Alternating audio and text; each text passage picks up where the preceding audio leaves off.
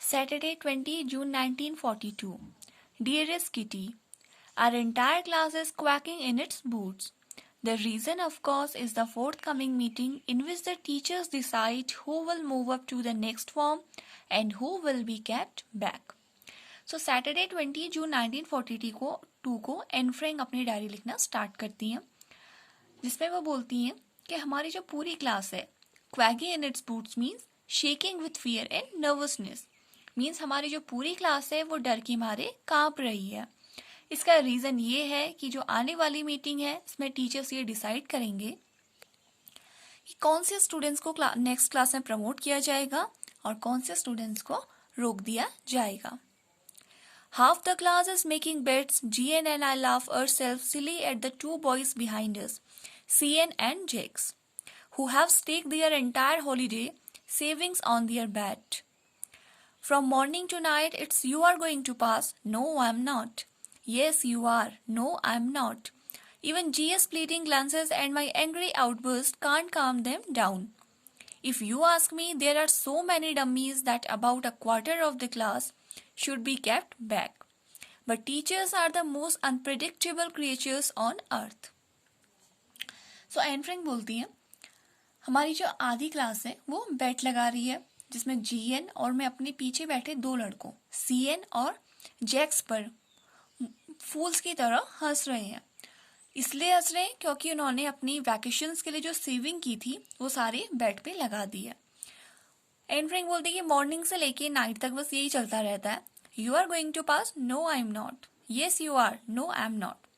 अब बोलती कि इवन जो जीएस की प्लीडिंग ग्लांसेस और जो मेरे हंसी के ठहाके थे वो भी उन्हें रोक नहीं पाए. If you ask me, there are so many dummies that about a quarter of the class should be kept back. But teachers are the most unpredictable creatures on earth. Anne Frank बोलती है, अगर आप मुझसे पूछें तो मैं बोलूँगी कि जो हमारी क्वार्टर ऑफ द क्लास है वो डमीज है और उन्हें वहीं रोक देना चाहिए. बट बोलती है कि अर्थ पे जो टीचर्स हैं वो ऐसे क्रिएचर्स हैं जिनके बारे में कोई भी हम प्रिडिक्शंस नहीं कर सकते हैं. I am not so worried about my girlfriends and myself. We will make it. The only subject I am not sure about is maths. Anyway, all we can do is wait. Until then, we keep telling each other not to lose heart.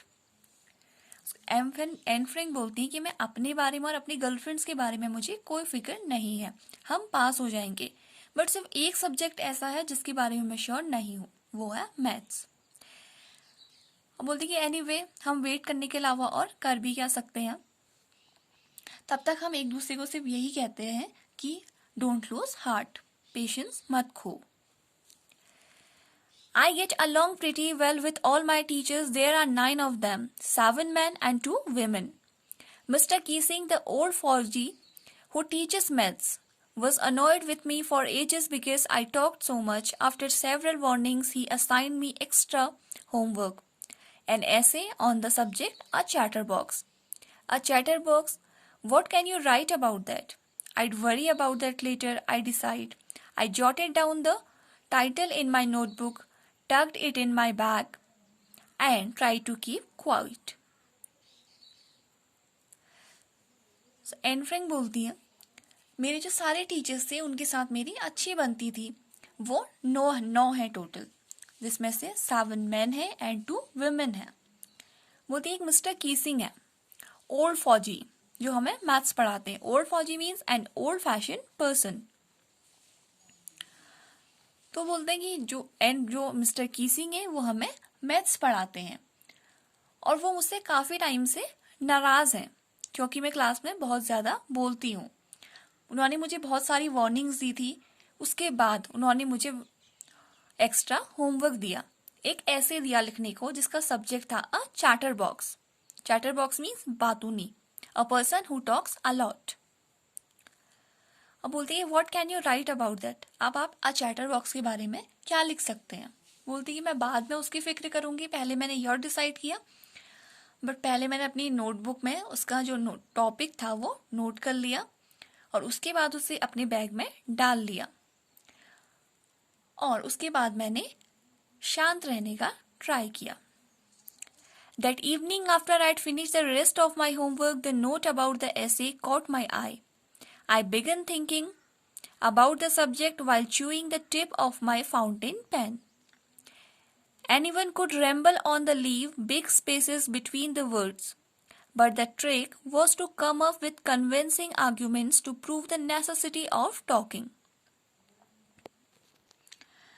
Anne Frank कहती है, उस evening जब मैं अपना बाकी homework पूरा कर चुकी थी तो मेरी नज़र उस ऐसे के नोट पर पड़ती है.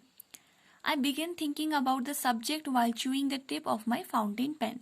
अब बोलती अपनी फाउंटेन पेन की उस फाउंटेन पेन की जो निप है उसे चबाते हुए मैंने उसके बारे में सोचना स्टार्ट किया. Anyone could ramble on and leave big spaces between the words, but the trick was to come up with convincing arguments to prove the necessity of talking. अब बोलते कोई भी है, ramble on means talk or write aimlessly for long.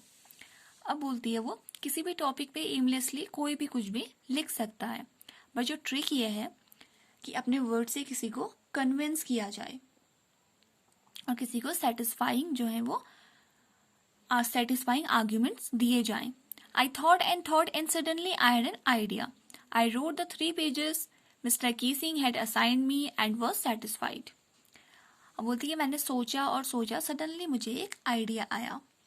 मैंने 3 pages लिख डाले जो Shri mister कीसिंग ने मुझे होमवर्क दिया था और मैं इससे सेटिस्फाइड थी.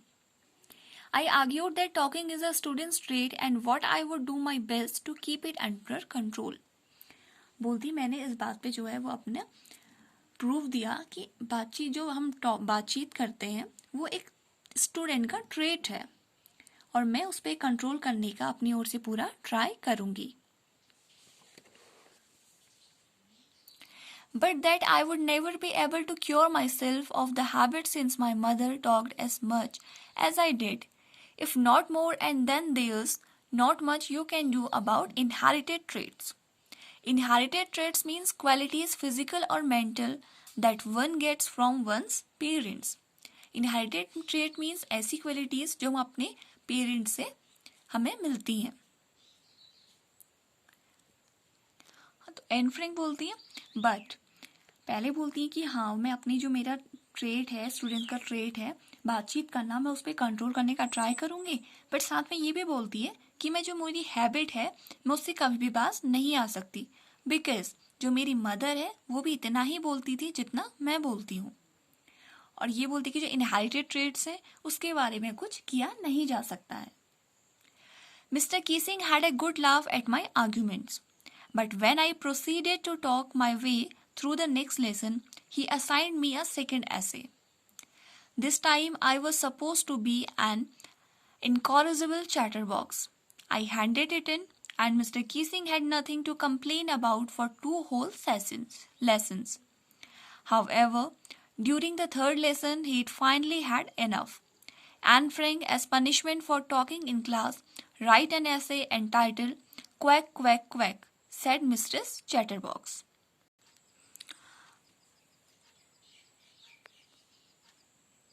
अब एन फ्रैंक बोलती है मिस्टर कीसिंग जो थे वो मेरे आर्ग्यूमेंट्स पे काफ़ी हंसे. बोलती जब दूसरे लेसन के टाइम पे मैंने बातें करना स्टार्ट किया तो उन्होंने मुझे सेकेंड ऐसे लिखने को दे दिया और इस समय जो ऐसे का टॉपिक था वो ये था an incorrigible chatterbox. Incorrigible means something that can not be corrected. उसके बाद बोलती कि मैंने वो लिख कर दे दिया and Mr Keesing had nothing to complain about for 2 whole lessons. और पूरे 2 लेसन तक मिस्टर कीसिंग के पास कोई कंप्लेन करने को कुछ नहीं था. बट जो 3rd लेसन के टाइम पे उन्होंने एन फ्रैंक को फिर से बोला कि जो बोलने के पनिशमेंट, तुम्हें एक पनिशमेंट दिया जा रहा है और तुम्हें एक ऐसे लिखना है फिर से, और उसका टाइटल था quack quack quack said mistress chatterbox. The class roared. I had to laugh too, though I'd nearly exhausted my insanity on the topic of chatterboxes. It was time to come up with something else, something original. My friend, Sanny, who's good at poetry, offered to help me write the essay from beginning to end in verse, and I jumped for joy. Mr. Keesing was trying to play a joke on me with his ridiculous subject, but I'd make sure the joke was on him on him. जो Anne Frank की पूरी class थी वो Anne Frank के ऊपर हंस गई। Anne Frank बोलते कि मुझे भी हंसना पड़ा। अब बोलते कि जो चैटर बॉक्स के जो टॉपिक था उसके ऊपर मैं जो अपने मेरे जितने थॉट्स थे, जितना मैं प्रूव कर सकती थी, मैं सारा कर चुकी थी। बट इस टाइम पे ये टाइम था कि मुझे किसी दूसरी चीज के बारे में सोचना पड़ा, एक ऐसी चीज जो ओरिजिनल हो, समथिंग ओरिजिनल। बोलती जो उसकी एक फ्रेंड है Sanne, who is good at poetry. जो उसकी एक फ्रेंड है साने, वो पोएट्री बनाने में काफी एक्सपर्ट थी। तो उसने उसे एन फ्रैंक को बोला कि वो जो ऐसे है वो स्टार्टिंग से लेके एंड तक उसे पोएम के थ्रू लिखने का उसे ऑफर किया, कि वो सारा जो ऐसे है उसे पोएम बना के लिखे। एन फ्रैंक बोलती मैं खुशी के मारे उछल पड़ी। अब मिस्टर कीसिंग जो थे वो बोल रही थी कि वो मेरा मजाक बनाने का ट्राई कर रहे थे, पर बोलती कि मैं ये यहाँ पे क्लियर करूंगी कि जो जोक था वो मिस्टर कीसिंग के ऊपर था। I finished my poem and it was beautiful. It was about a mother duck and a father swan with 3 baby ducklings who were bitten to death by the father because they quacked too much.